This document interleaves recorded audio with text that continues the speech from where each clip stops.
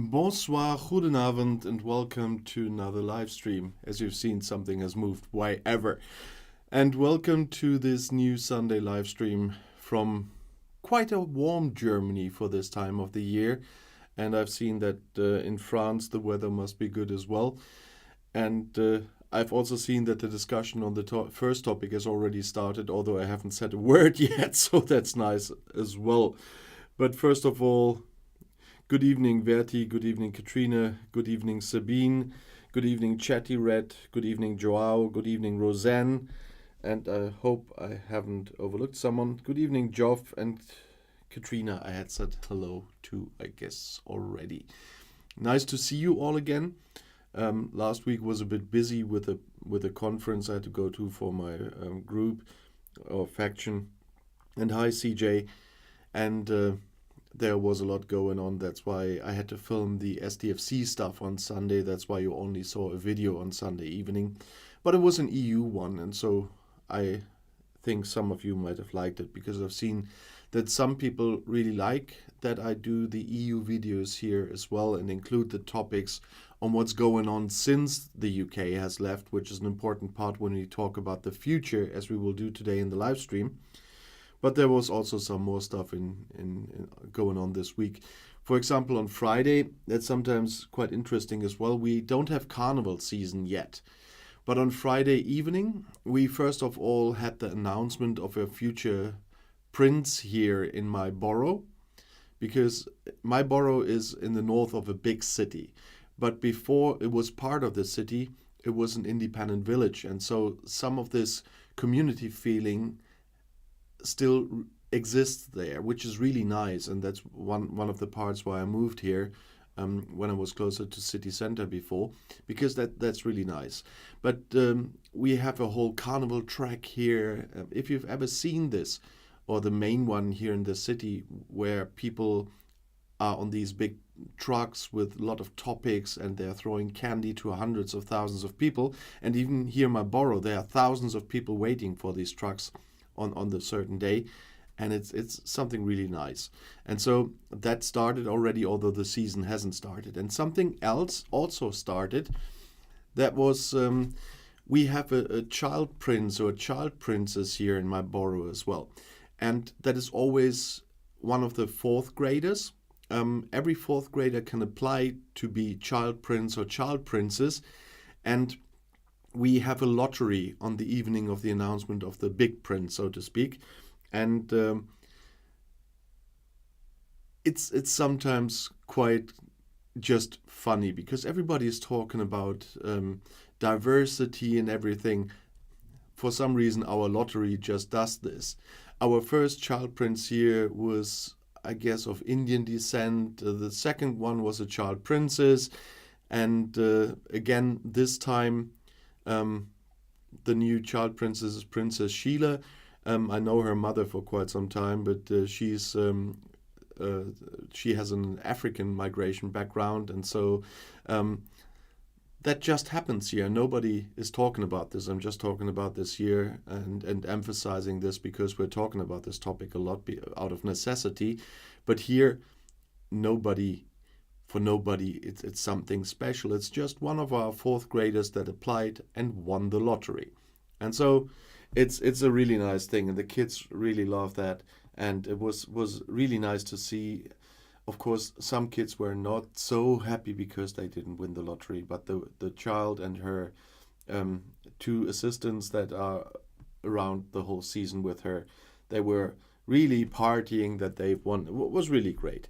But that's the nice stuff you see all the time when you're out there. And I'm always glad when I don't have to deal with negative stuff, because unfortunately on this channel here, there's a lot of negativity going around. That's why I try to pick some stuff as well today with a little bit of a more positive, let's say, twist to it. It's not all positive, but sometimes there's something a little positive in it. And the first topic I used for the headline, that's that regrets about Brexit are increasing in Britain. And according to a recent survey, around 62% of Brits believe that leaving the EU will be a failure. So we see increasing numbers there because the numbers have been lower in the past and they are steadily rising now. Of course, that the food prices have risen by a quarter since January 2021 as a result of the additional trade barriers creating by leaving the single market, and we don't even have the full ones yet, obviously plays a role. And according to researchers at the Center for European Reform, business investment is also 23% lower due to Brexit than it had would have been in 2020 and 2021 without Brexit. And those people who say we want to rejoin, they say the public is ahead of politicians when it comes to calling for the country to return to the EU. And of course they talk about the cost of living crisis.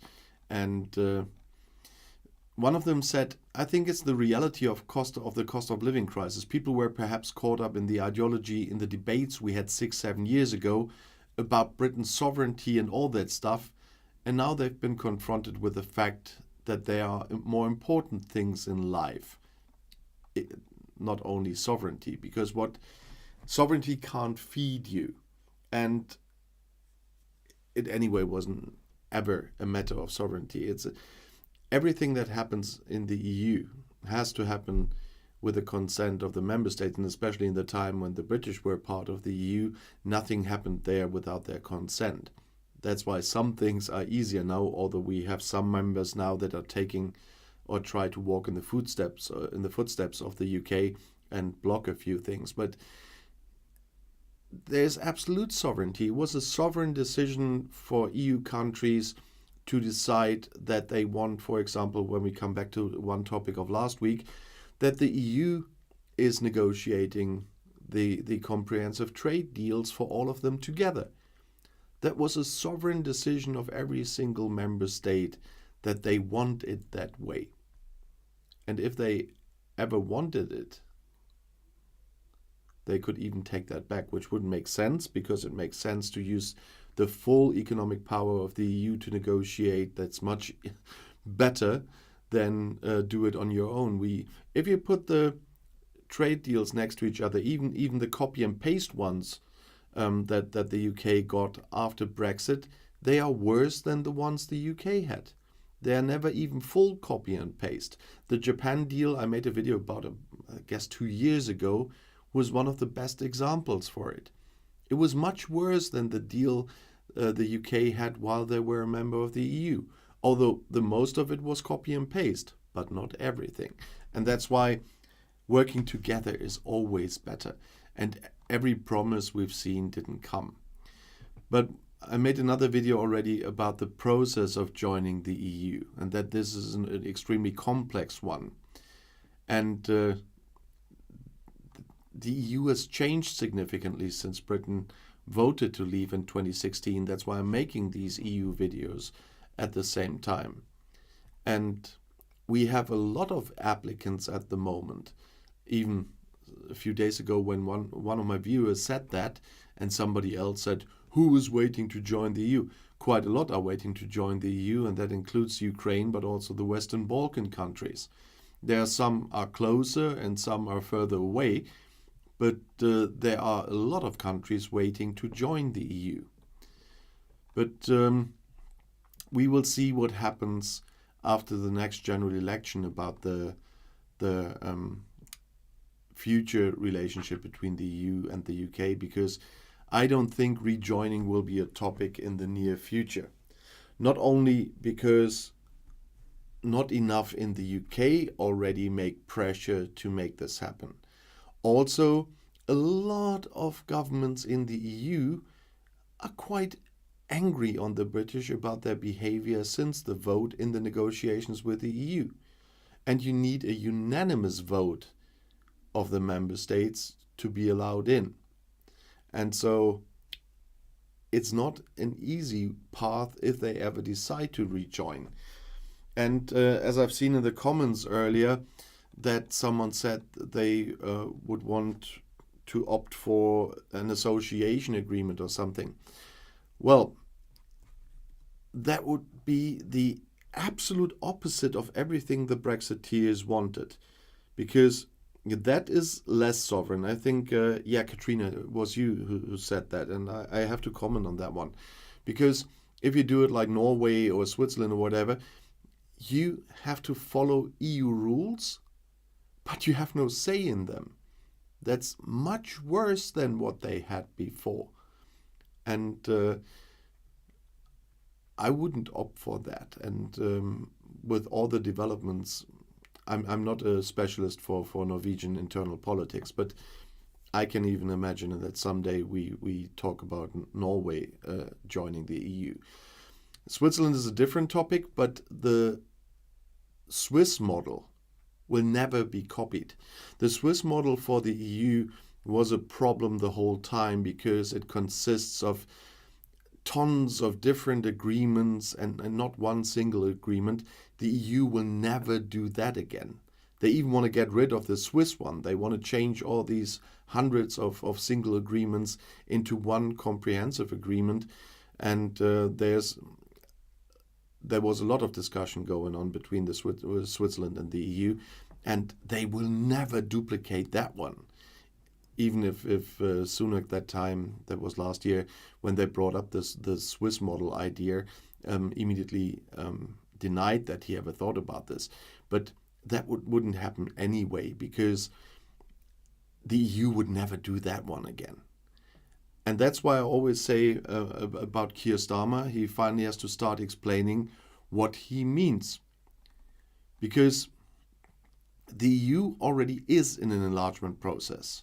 And that not only includes the Western Balkans and Ukraine, but also Moldova and even more. Even Georgia and so on are trying to negotiate their way into the EU. And that in itself is a very big challenge for the EU. And as Ursula von der Leyen said in her last State of the Union, we need some reforms in the EU, which is quite true, which I'm quite saying for quite a while as well, if you followed my channel the last years. And they need a reform that means the way you can deal with crises as 27. And she means we already could do this. And she said we already have come far because of the crises, but I still say we need more reform. And she said when we can deal with those crises with 27, we can deal with those crises very well with 30 plus members as well. And I'm sure that will work, but there are some things that still need to be reformed in the EU, also about the votings, etc., and the number of commissioners and all of this, because at some point it gets ridiculous that everyone wants one post at the same time and so on. They should find some kind of rotation thing, like with the presidency or whatever. So after one election, those countries get the post, and the other election, those countries, or whatever. There are a lot of possible ways. But I have no doubt that the EU at some point will manage it, even with some blockades and some points. I will talk about especially because of the Germans, I will talk about the immigration discussion in the EU at the moment a bit later in the live stream. But I think they will find a way. And they got much further since the UK left the EU. They are in a completely different position now than they were at that time. But that's another point the people in the UK will have to think about. Because as I said 1,000 times, there will be no cherry picking anymore. As we say in Germany, no extra Wurst for the British anymore. If they ever join again, they will join under the same conditions as Moldova or Georgia or Ukraine or any Balkan country. No special treatment. And that must be told. And whatever the relationship can be after the next general election, I have no clue how Keir Starmer wants to achieve what he promises to achieve, because the EU will not open the whole TCA again. For the EU, that what's up in 2025 is we need to have a look at what's working, what's not working, kind of what they did with the Windsor framework, when they put up a manual for the Northern Ireland Protocol for the parts that were not working, with the green lanes and stuff like that. But they will not do anything big there. And so Starmer is starting to promise some unicorns there himself. So I probably have to get out some of my unicorn designs again when we know about the Labour manifesto for the next election as well. But nobody in politics in Britain wants this debate really at the moment about another referendum, about rejoining. I heard very different things in the comments under my videos about the rejoin march. When I talk about this, I need to take the official numbers I get from the press agencies, because I wasn't there. So the numbers I'm telling you in my videos when I talk about stuff like this are those I could get from press agencies, and because some people, it's that's something I have to put in. Some people are always coming up. They always want to talk you down if you say something they don't like. I like these guys where they're saying, "Oh, you're just reading newspaper articles." No, I'm not. But I'm doing exactly the same that a lot of newspapers do, that a lot of TV stations do, etc. I buy certain stuff from news agencies. I buy information from news agencies, like every newspaper and every TV station does, because they don't all have have reporters out there all the time. And that's possible if you are doing this job here. Just check it for yourself. And then, of course, I have the same information and the same base text like the newspapers here. Exactly the same, even the big newspapers, because I know exactly where their text comes from, because I got it from the same source. And that is something newspapers do, TV stations do, radio stations do. That's a normal thing. And of course, I do more research, and you always see this. There's a small news message from the press agency, and I do background searches there and give you additional information. If you look properly at these things, you will see that there's a small text, of course, from my teleprompter as the basic information I use from them, what I'm paying for, and then I'm adding all the background stuff from my research. But that was just one explanation, because those idiots are coming up more often, but I know exactly why they're doing this, because I saw their former comments on certain topics. But let's have a quick look on the chat. For some reason, that's this long COVID stuff. Before long COVID, my eyes were completely different. Even that changed. And now I need 2 different glasses, I guess. But that came with that as well. But let's see who we have here. Now what's going on.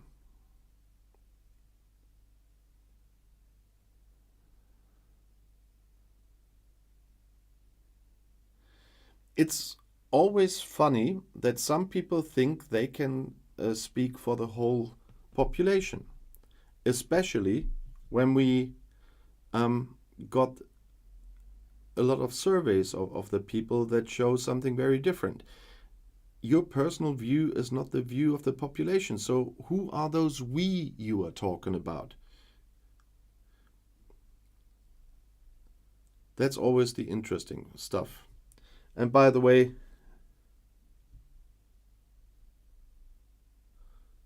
hi Big Marsh, by the way. Haven't seen you in some time, because I haven't managed to come visit you. So I'm happy you have time to come over, because I really have my appointments up here at the moment. So good evening. And of course, Sock Juice, welcome. Haven't seen you earlier. Roisin, of course, my regular visitors here. I'm very happy to see you again.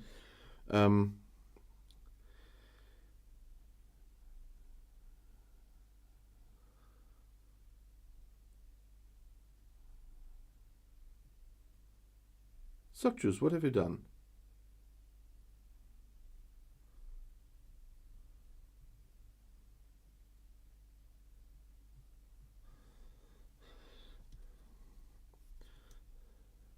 Juice, do you mean the we guy?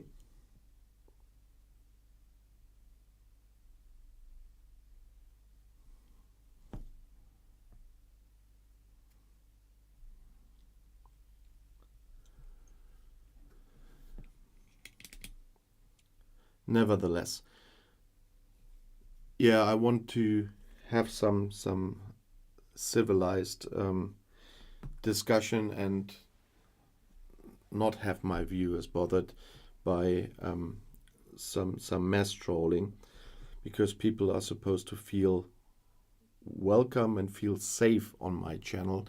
No matter what view, we have some people here that have a completely different view, but when people already start to claim to speak for the whole population, that's a good sign for not reasonable behavior. And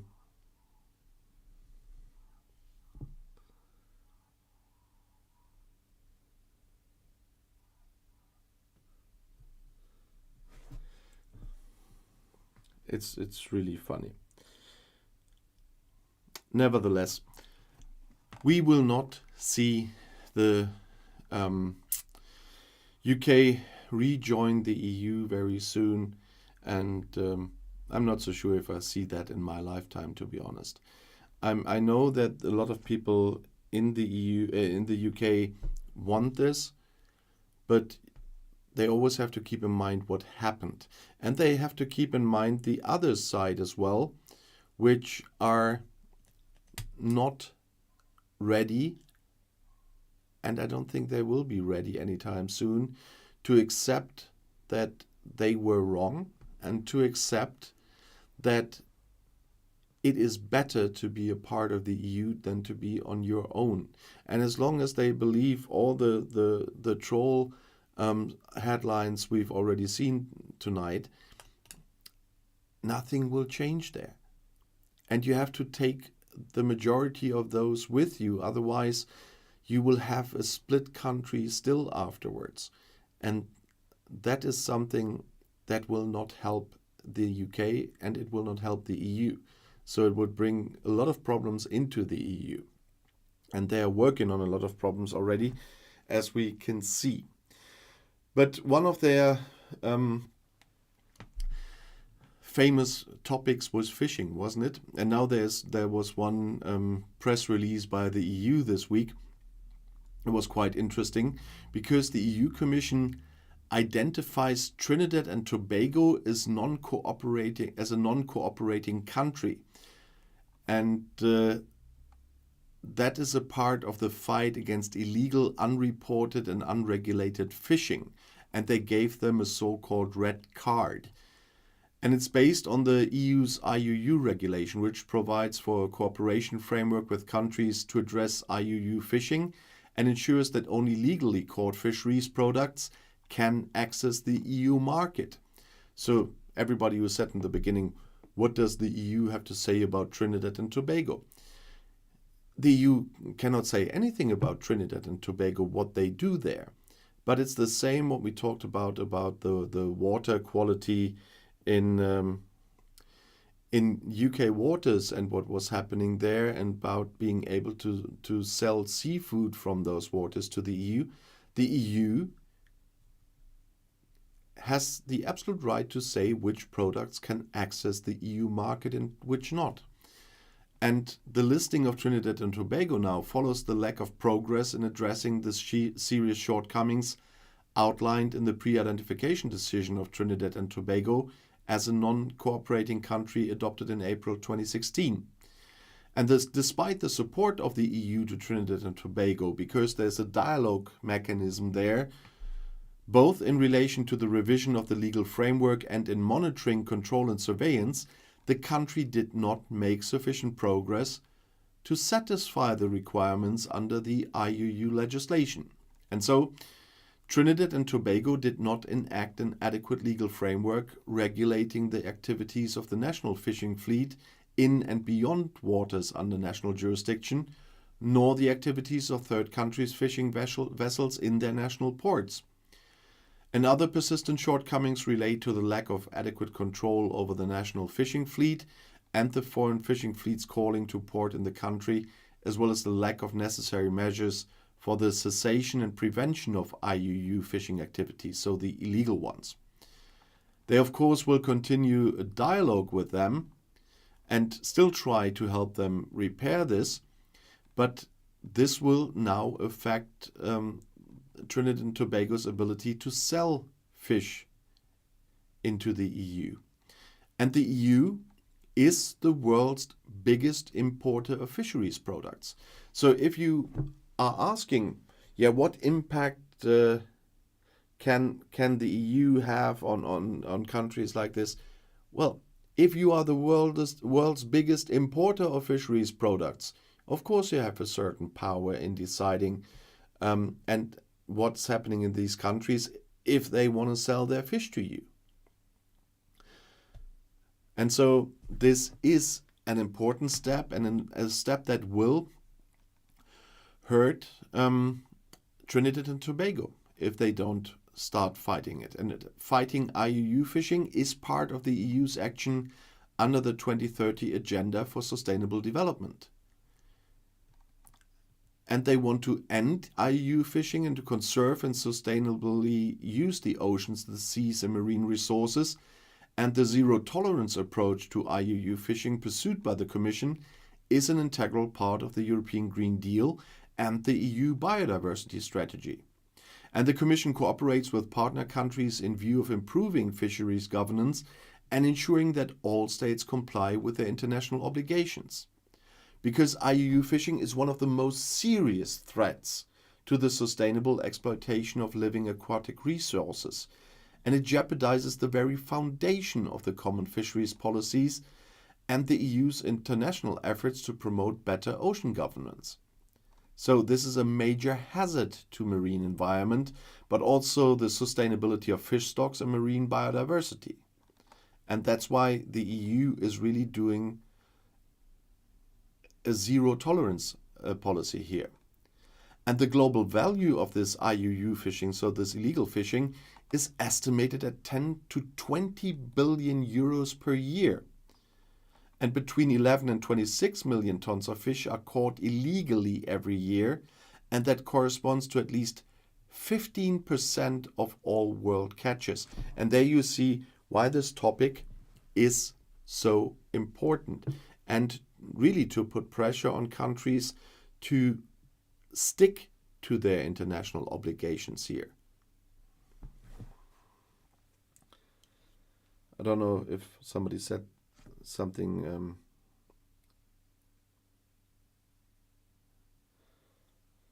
Oh yeah, Katrina, that's another one. It's the thing with the USB-C charging sockets for iPhones that every new iPhone has. A friend of mine just told me he got the new iPhone and it has a USB socket, and it will not be a fuss with finding the cables again and so on. Well, I did well with lightning cables all the time. At least most of the time they're working here in my studio. I don't buy every new iPhone that comes out. I can't afford that one. But mine is still working fine. It has a good camera, as you can see, because I'm using my iPhone always. That's why I got it in the first place, an expensive one, here in my studio as a camera. But I will not get the newest one every time. That's a bit expensive. But nevertheless, I will have no problem with that if Apple could sort it out that they use that all the functions are working with USB-C as well. I mean, my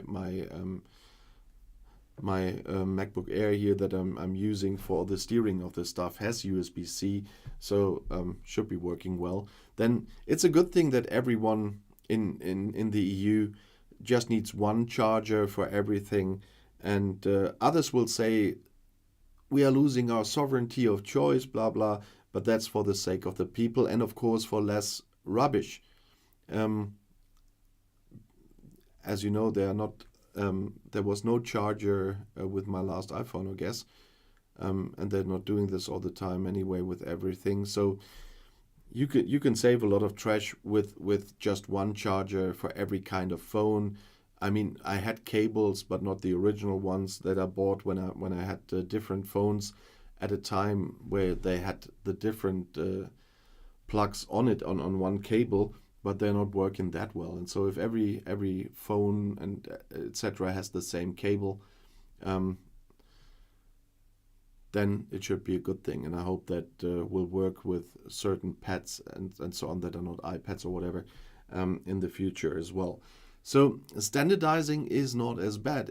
If we had a certain standardization in NATO, a lot of things would be easier for Ukraine at the moment as well, by the way. But that was none of the topics. Oh, Intel screwed up with USB-C. Not nice to hear, Verti. Well, as I said, I'm still using Lightning until I ever get a new iPhone, but I don't think that I will have a lot of fuss there.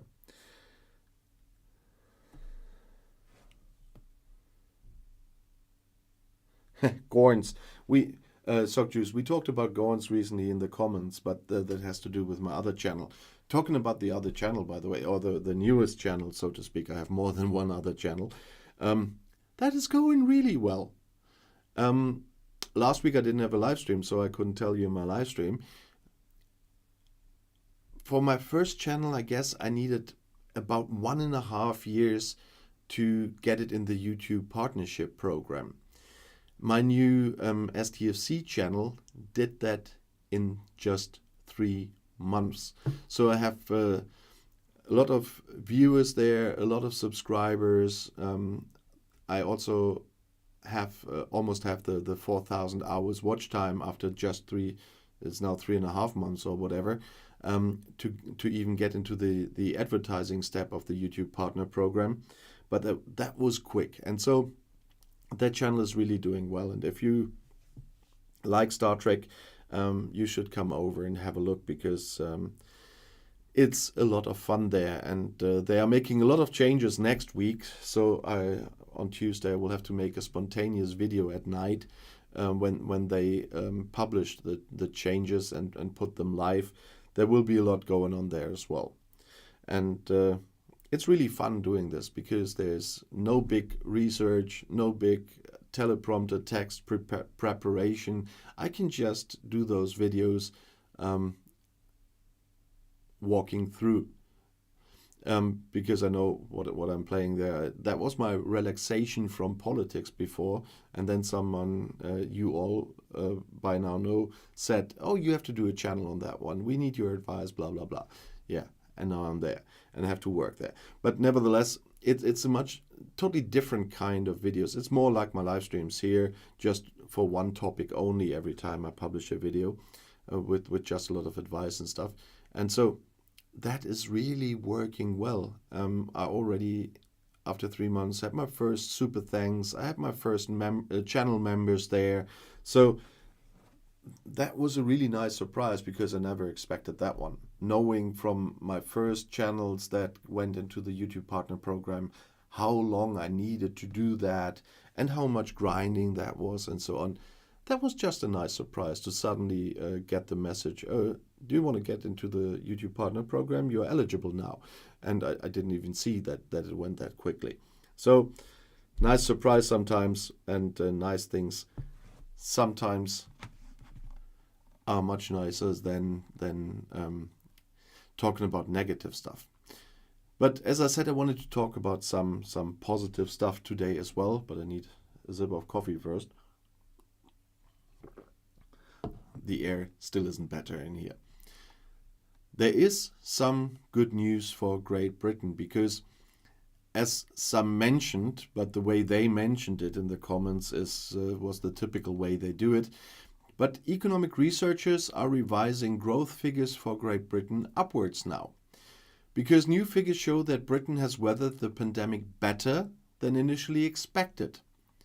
And the kingdom is suddenly, according to them, in a better position than Germany and France, because they say that the British economy has recovered from the pandemic faster than expected and is therefore doing better. And according to the ONS, Britain's gross domestic product was 2% larger in the second quarter of 2023 than previously estimated.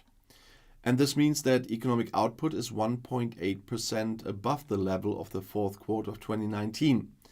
And this corresponds to additional economic output of around 10 billion pounds. The German economy is only 0.2% above the pre-crisis level, and France is 1.7%. So France is still doing much better than Germany. But they use this as an excuse for Brexit. And there the good news end. If you look at the German numbers, and if you look at German politics for the last couple of years, you will definitely know that Britain doing better than Germany at the moment has much more to do with the German government than with Brexit is doing well. Because the chaos we have here in Germany at the moment and the trouble within the government is unbelievable. And we get some hint on what's going on in the future next week Sunday. I will have to have a bit of a split look during my live stream. Right at the moment when I'm starting the live stream, the results for 2 state elections are coming out here in Germany. And I need to know the preliminary results. So I will have to mix that into the live stream a little bit. That will show that a lot has changed since this government came into office. And not for the better. But there is more growth in the UK now than in 21. And they previously estimated less growth than they do now. So they revised the economic growth upwards from 0.1 to 0.3% in the first quarter of 2023 as well. But you will see that this will not last eternally, that they are doing better when finally something happens in our government here, because you cannot compare it at the moment very well. Thanks, Brexit did a lot of damage, and this British government is still doing a lot of damage. But services and industry are 2 very different things. And we talked about here some time ago about plans of the British government to push the industry, which is not a big part of the GDP at the moment, and they want to push it again because industrial politics never was really a Tory thing. And Germany has a lot of industry that is export related, and when the rest of the world is not doing that well, then exports are not doing that well either. Plus our internal politics here, our homemade politics in our federal government, that is not the best thing for growth. But it's not proof for Brexit to work. And that's the problem again with trying to convince people with facts if they just want to believe what they want to believe. And they're just looking for every little bit of proof that they are right. But yeah, the proof is no proof. That's the problem. Because services is doing well. Industry is not doing well in the UK. And services will be a big topic later. But as I said earlier, we have not talked about the new checks today already when I talked about the food prices. My friends in the UK are not looking forward to next year because they do love a lot of stuff from the continent and buy them in the supermarket, but they know that they already got very expensive already. But next year they will even get more expensive when the checks finally come in. And that's not something they're looking forward to. So let me have a quick look on the chat again, what's going on.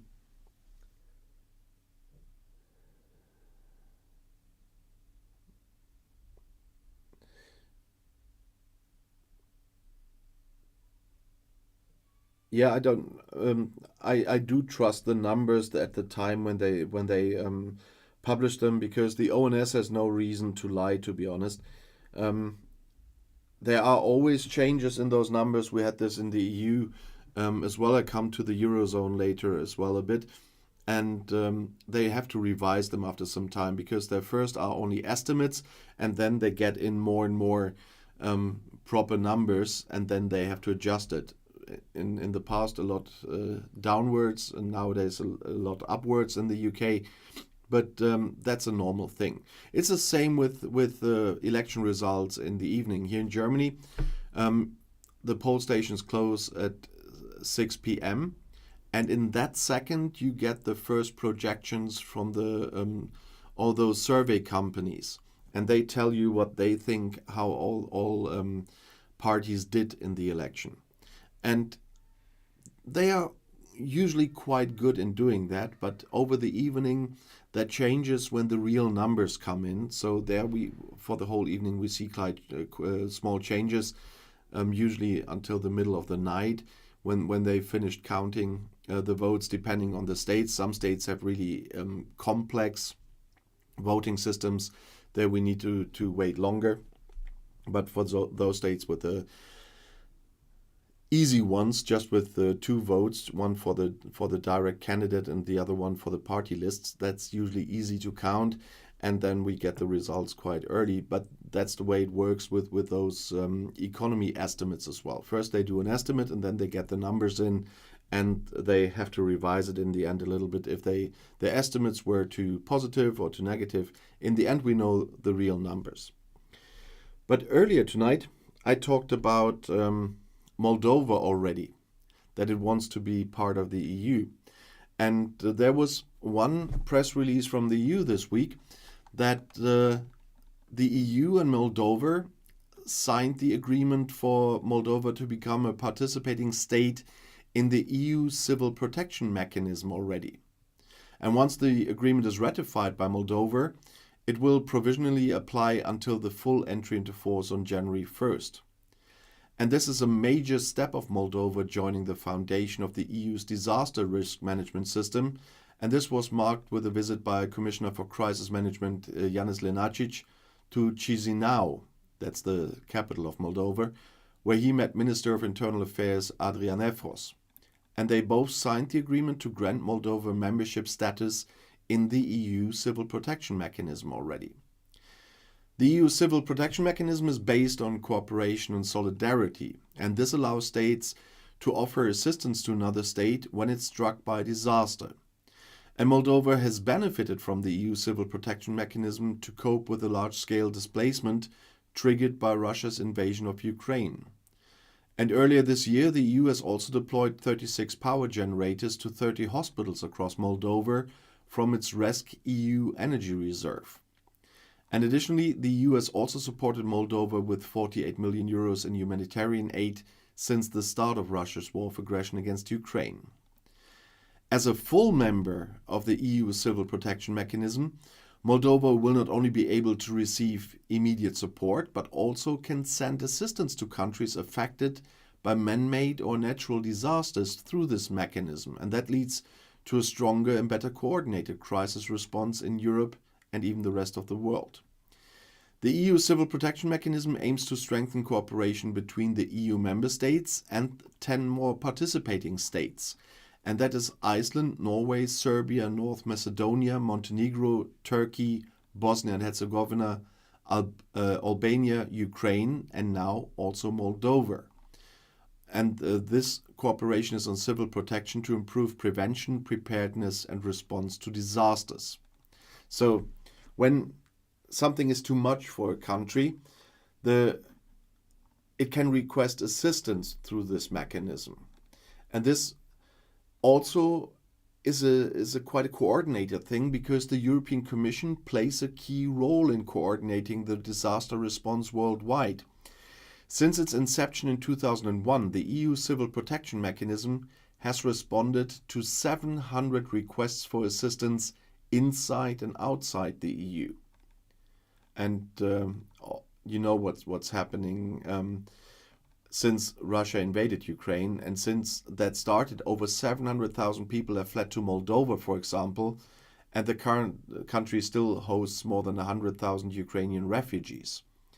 And 18 EU member states and Norway have offered in-kind assistance to Moldova through this EU civil protection mechanism. And that includes, amongst other things, shelter items, medical aid, food and energy supplies. And given the magnitude of the needs, the Commission has also mobilized medical equipment from the rescEU medical stockpiles based here in Germany, but also in Hungary and the Netherlands. And of course, there's funding, which is the easiest thing for the EU to do for families in Moldova that are hosting Ukrainian refugees, for example. So that was part of the 48 million I talked about earlier. And those things are once again a sign why working together makes you stronger. In this civil protection mechanism, not all are members of the EU, but some are members of the EEA, and others of them, or a lot of the others, want to be members of the EU, like Serbia, Moldova, etc. And so this is for some kind of a pre-step of the cooperation with the EU. And once again, it shows together we are stronger. That's why I never understand people. And I'm not talking just about the Brexiteers. I'm always also talking about the German AfD. That they are the only ones here that say we have to get out of the EU, or parts of them, not even all of them are saying this, because everybody knows that it would be bad for our country. And a lot of other countries know this. A lot of right-wing parties all over the EU have stopped demanding that. In Italy, in Hungary, in Poland, they don't say we'll leave the EU.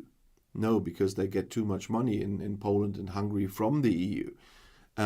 They also can't afford leaving because they are depending on the internal market as well. And it's the same for Germany. It would be absolute madness to leave the EU for our economy. And still a lot of countries want to be part of the EU, even if some people in the comments under my videos deny this, because they have seen examples what happens to your country if you really fulfill the requirements of being a member, and what membership of the EU can do to you. And the ones that really can talk about a success story here and tell you all a lot about this are my Irish viewers. They will know what I'm talking about, that EU membership did a lot of good things for Ireland. If you look at the Irish economy before their EU membership and look at them today, then you have a role model of the benefits EU membership brings to you. I don't know how many Irish viewers are online at the moment, but if you watch this later, because I know most of the people watch my live stream later after it's been.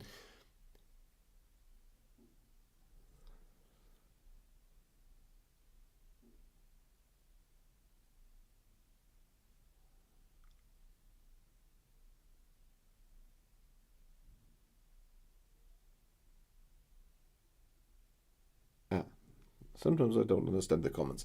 But nevertheless, my Irish viewers, then, if you see this later, just comment under the video if you want to say something about the developments in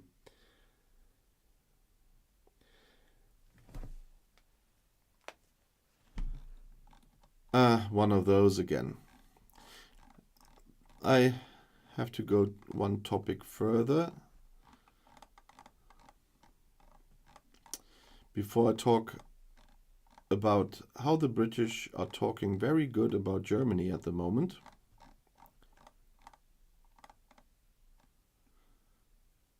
Let's talk about one important part that is happening in the euro area. Inflation in the Eurozone weakened significantly in September, and the inflation rate fell from 5.2% in the previous month to 4.3% now, as the Eurostat Statistics Office announced in Luxembourg on Friday. Analysts had expected a decline, but had expected an average rate of 4.5, and now it's 4.3. That's what I said about the estimates and the proper data in the end. So the decline was even bigger than they thought.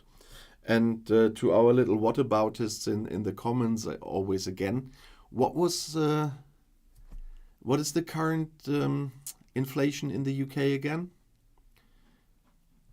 But I'm talking about the Eurozone now. It's not the whole EU, it's the Eurozone, because that's a topic often. And that means that also core inflation declined. And the core inflation that excludes volatile prices for energy and food, that also fell from 5.3% in the previous month to 4.5%. And core inflation reflects basic inflation and therefore represents the inflation trend somewhat better than this overall rate, because food and beverages have quite volatile and not changing a lot. So this core stuff shows it better, but even with food and stuff in it, it's even lower. And energy prices are falling still, and they have fallen. There are some petrol prices at the gas stations when petrol stations when some countries are working on their production and stuff like this, and we have bank holidays here now in Germany again. No, not bank holidays, autumn holidays here in my state, and all the time when holidays come and the people will drive a lot, the prices go up. So that's a normal thing that always has been like this, only that we have some regulation there now. And the important part is then in the Eurozone, inflation was never at the same peak as in the UK, and it got down much faster. And now, as I said, we are at 4.3% overall and very close to the 2% target with that. Of course, in the winter, it might go up again with the energy demands, but inflation is what hits the public.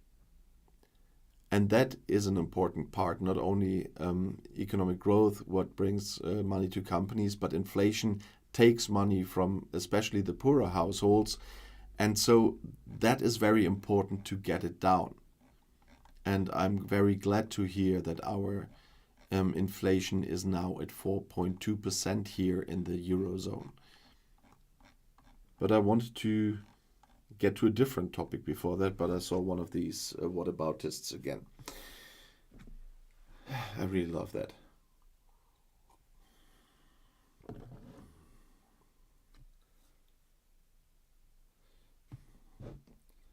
UK inflation falling every month? Well, you haven't listened to ONS then. You're absolutely not up to date there. You should check your numbers again.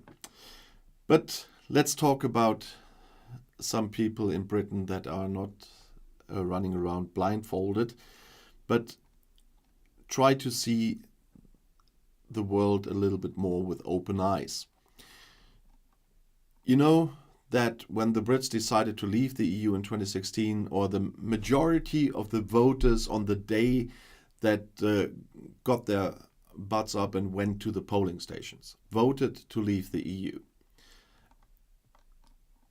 Usually nobody here understood that.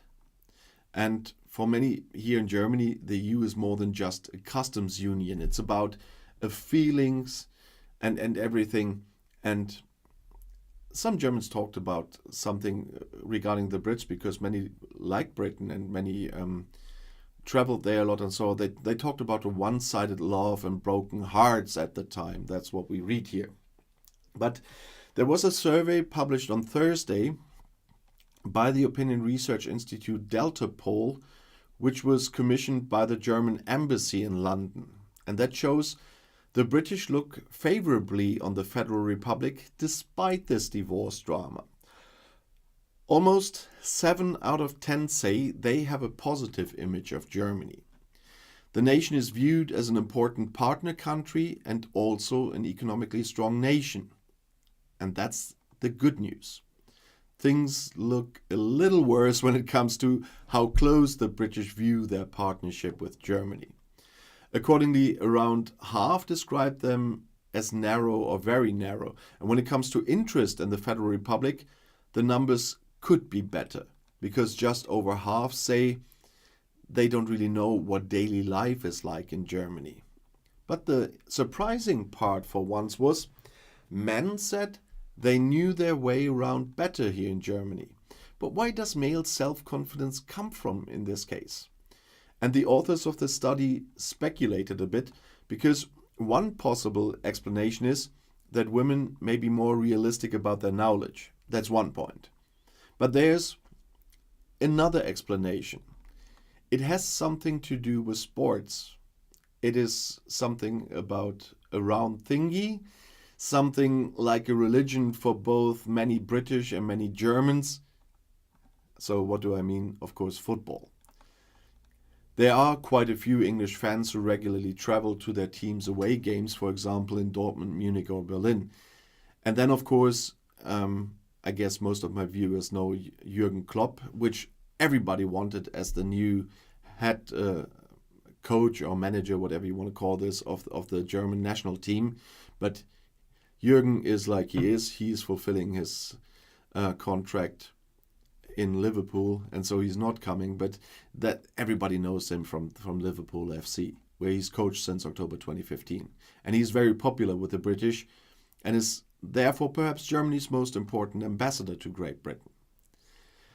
But let's get away from football again and the self-determination of British men. When asked about topics on which the British would like to see closer cooperation, they mentioned trade and investment or defense and international security. Other topics such as cultural events or student exchanges were quite low on the list, although we still have to talk about them in connection to Brexit all the time. Because that's the areas that have suffered as a result of Brexit. Because German students can no longer easily study in Britain, they cannot do it via the Erasmus program and vice versa. And while students in the United Kingdom once had to learn German at school, only 13% of the study participants said they would want to learn this foreign language if they had the opportunity. And there we are back at my game as well. In my alliance, in the game on my newest channel, I have a lot of British members in my alliance. There are a lot of Germans on that server, but from the beginning I started a multilingual alliance because I like to talk to people from a lot of places, and so I didn't just want to be with Germans there. And so it's in English, the alliance, and so that everybody can join. And I get it when sometimes we have Germans joining us, other Germans I have to say, because one of my Commodores and me, we are German and some of our members are German. Now everybody's speaking English there. And so not everyone is very good in English nowadays if they are a bit older. The younger generation, they are all supposed to speak better English, although not all of them do. But it's easy for people that are traveling to Germany nowadays. If they speak English, they usually find people here that can help them in English. And the members from the UK that did still learn German in school, when they are trying to write a little bit to help somewhere out or whatever, it's hard, because from what I got all the time, when there was still English classes, German classes in England, the way it was taught was the same way we were taught Latin here in Germany. I have what you can have in school, the highest Latin exam, so to speak, in school. But I cannot speak Latin because of the way we learn this. And at the time when I was in school, when we had English exchange students, our partner school is in Hull, our city's partner city is York, and we always had exchanges here and exchange students over here as well. They always told me that the way they were learning German, and that was exactly the same we were learning Latin. But that is not a way to learn a language if you want to speak that language really afterwards. I learned English very differently in school. The way we were taught English was, or others are taught French. I only had French for half a year because I have no talent for French. And then I switched to IT instead because I only needed one foreign language. I sometimes regret this, but yeah, I don't have a real talent for French. It's very complicated, I must say, and I'm saying this as a German. Nevertheless, the reason why I could speak English better than Latin, of course, was the way we were taught, and my step-grandfather, who always brought me Star Trek tapes in English when he visited home in Scotland again. And he always came back with some Star Trek videos he bought there for me. So I only watched this in England, in English, and that helped my English a lot in school to watch that stuff. So for foreigners, I can only say, if you want to learn another language and you have some, whatever, Netflix, Amazon Prime, Paramount Plus, whatever is out there, and you have the chance to switch to another language, do that. It helps. If you are trying to learn this language, to watch your favorite stuff in that language. And so that helped me a lot. But nevertheless, it's a shame because people need to learn another language, at least one. As I said, I regret that I only learned one properly, or a lot of my viewers will say no, not properly, but it's good enough to make these videos. And that I just have some basic understanding of a few other languages, like Italian because of the Latin, but as I said, very, very basic, and French, Dutch, and Spanish, and a few words in Korean and Japanese, but that's it. I would love to speak more languages, but I missed that opportunity. It's easy to learn them when you're younger, but it's not that easy when you're older and have no time at all. Like this week showed to me again. So if you are in a position where you have the opportunity to learn more languages, I really suggest you do that. It's so important for your life. It will get you to a lot of places. And the biggest shame is there that unfortunately I met too many people whose native language is English that believe learning other languages is nothing they need to do because everybody on this planet speaks English, and so why should they bother? That's a very wrong way of thinking. And it will hit you when you get to the wrong place, I must say, because there are people out there that will not answer in English immediately. I had this in France. I always broke my tongue with trying to ask the most basic thing in the most basic way with a language. And at some point, they had some compassion with me, and then they answered in English or something. But you have to try, because if you come to another country, it's also a thing of respect. I talked about this here before. When I was living in the UK, of course, I knew Germans there, but if the second there was another person there that was not German, we all were speaking English. And we never said anything to each other in German, because that's a thing of respect, of being polite. I hate this when this happens here. I know people here that are from another country, living here for 30 years, and when we're all sitting in a big group on a table, they suddenly speak in their language. That is just impolite. And so I never did this in the UK, and when I want to live somewhere else, I have to learn the language. And that's what I said a lot of times on my channel already, but that's important. But I just saw that I got to a lot of sideway topics today because I didn't even do half of my things, but I have a full week of videos where I will tell you about a lot of things as well that I was also planning for the live stream. So the news will not be lost. I will just add them to a video as I did previously, so that you get the information I got for you. And of course, there will be new videos in the morning, usually about English stuff, and in the evening at the moment about the EU, because YouTube is a thing where you have to test a lot. Because if I publish 3 videos at the moment, the midday one is really harming the morning one because they're too close together. I don't know what's going on with this algorithm at the moment. It's not working very well on my main channel. On the other hand, it's working really well on my other channel. So I have to do some more tests here, how many videos I can do a day. That's why I stopped doing the 3, because I saw the developments of the morning one.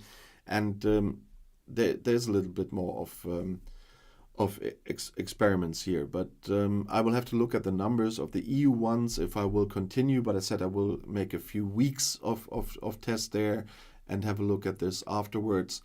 If you were fond of these videos or not. I got a lot of positive comments, which I, of course, noticed and really liked. And I noticed them for the future of the topic. And that we will see how this will develop. But of course, the standard one in the morning that I always promised is the one that will always be there. And at the moment in the evening, I'm trying out the EU ones. For today, that's it, I have to say. I forgot to press a lot of buttons with because Murgi is busy today and couldn't help with bringing in the comments about subscription and comments and so on. But my regular viewers know, if you want to comment, do comment. If you have questions and so on, we will talk about this. And next week, as I said, will be a little bit interesting to see the final results of 2 of our state elections, which will be interesting as well. And they have no effect on the EU, but that's an important topic for me, so I'll combine this with the live stream a little bit. But until then, thanks to everyone for joining me live again. It's always fun to see you all, guys and gals. And Mummy, it's over. Well, we'll see us again next Sunday, and of course tomorrow morning the next video is up. And you know that there's tons of playlists. If you haven't looked at the EU playlist yet, I'll see you there. I'll be back. And of course, I'm not leaving with this right now because I still have to stop this stream. Bonsoir.